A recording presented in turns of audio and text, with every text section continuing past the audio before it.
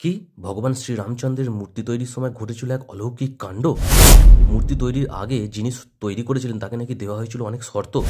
আচ্ছা, মূর্তির রূপকার কে, কি তার পরিচয়? আপনার হাতে একটু সময় আছে তো? যদি না থাকে তাহলে ভিডিওটি সেভ করে রাখুন, এরকম ইনফরমেশন যদি আপনি মিস না করতে চান। আর যাদের সময় আছে ভিডিওটি লাইক করে শুরু করুন।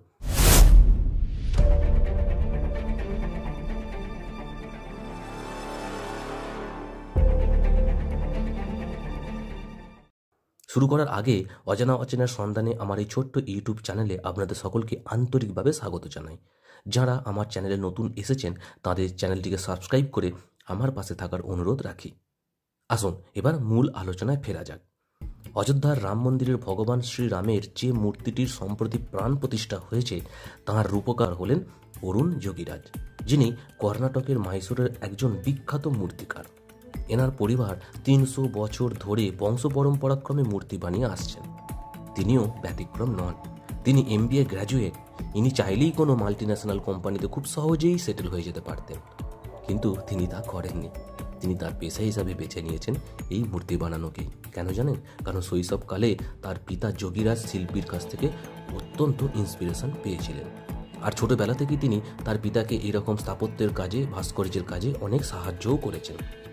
এই অবসরে একটা মজার ইনফরমেশন জানিয়ে রাখি।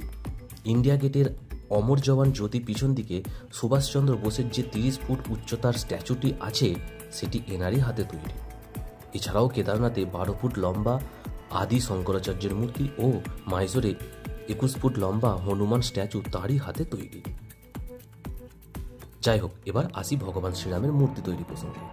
কোনো এক সাক্ষাৎকারে অরুণ যোগীরাজ জানিয়েছেন তিনি এই মূর্তি বানানোর আগে বহির্জগতের থেকে যোগাযোগ বিচ্ছিন্ন ছিলেন এবং অনেকটা সময় তিনি শিশুদের সঙ্গে কাটিয়েছেন। অনেক কিছু নিয়ম মেনে চলতেন এবং যে প্রস্তরে মূর্তি তিনি বানিয়েছেন সেই প্রস্তরের সঙ্গে তিনি অনেকটা সময় ব্যয় করেছেন এবং ভালো করে দেখতেন সেই প্রস্তরটিকে।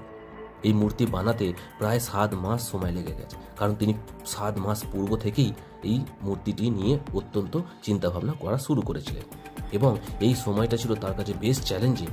তার কারণ এই মূর্তি বানানোর আগে তাকে টেম্পল ট্রাস্ট থেকে দেওয়া হয়েছিল বেশ কয়েকটি শর্ত। আসুন দেখে নিই সেই শর্তগুলি কি কি। যেমন স্মাইলিং ফেস, অর্থাৎ রামলালার মুখটি হবে হাসি মাখা। ডিভাইন লুক, ঈশ্বরীয় বা দিব্য দর্শন হতে হবে। 5 ইয়ার ওল্ড স্বরূপ, 5 বছর বয়স এমন যেন বোঝা যায় মূর্তিটি দেখে। এবং প্রিন্স অথবা যুবরাজ লুক, অর্থাৎ যুবরাজের লুক যেন তার মধ্যে ফুটে ওঠে। এই মূর্তির জন্য কৃষ্ণবর্ণের পাথরটি আনা হয়েছিল কর্ণাটকের মাইসুরুর নিকট গুজ্জে গৌদানাপুর নামক এক গ্রামের 70 বছর পুরানো রামদাস প্রপার্টিতে। এই কৃষ্ণ প্রস্তরটির উচ্চতা ছিল 51 ইঞ্চি। ওই ইন্টারভিউতে তিনি জানান তিনি যখন মূর্তি তৈরি করতে শুরু করেন তখন এক রূপ ছিল, অলঙ্করণের সময় তা পরিবর্তন হয়ে যায়। ভগবান শ্রীরামচন্দ্র যেন এক অন্য রূপ ধারণ করে নেন। এই অলৌকিক ব্যাপারটি দেখে তার মনে হয়েছিল যে এটি নাকি তার কাজ নয়। তিনি এতদিন ধরে যেন শুধুমাত্র ভগবান শ্রীরামচন্দ্রের আদেশ পালন করে গেছেন মাত্র।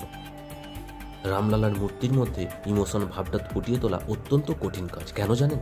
কারণ স্টোন দিয়ে কোনো মূর্তি তৈরিতে সুযোগ থাকে মাত্র একবার। তাই তিনি প্রচুর হোমওয়ার্ক করেছেন, প্রস্তরটিকে নিয়ে অনেক সময় দিয়েছেন, শিশুদের আচরণের ওপর স্টাডিও করেছেন অনেক। তার মতে এ সবই কিছু হয়েছে ভগবান শ্রীরামচন্দ্রের কৃপায়। তাই তিনি মুখের অংশে যেমন চোখ, নাক, ঠোঁট, গাল ইত্যাদিকে তিনি নিখুঁতভাবে ফুটিয়ে তুলতে পেরেছেন। এবং এই মূর্তিটিকে নিয়ে তিনি এতটাই চিন্তিত ছিলেন যে মাঝরাতেই কখনো কখনো তিনি উঠে পড়তেন এবং তিনি বলতেন যে ভগবান শ্রীরামচন্দ্র আমাকে ডাকছেন। ভিডিওটি ভালো লাগলে একবার জয় শ্রীরাম বলে কমেন্ট করবেন এবং লাইক করবেন। এরকম ইনফরমেটিভ ভিডিও আরও দেখার জন্য বন্ধুরা আমার চ্যানেলটিকে অবশ্যই সাবস্ক্রাইব করে আমার পাশে থাকবেন এবং বেল আইকন প্রেস করতে ভুলবেন না যেন। তো চলুন বন্ধুরা, আজকে অচেনার সন্ধান এই পর্যন্তই থাক। ততক্ষণে আপনাদের থেকে আমি বিদায় চেয়ে নিলাম। খুব শীঘ্রই দেখা হবে আরও এক নতুন অচেনার সন্ধানে। ততদিন আপনারা ভালো থাকবেন এবং সুস্থ থাকবেন। নমস্কার।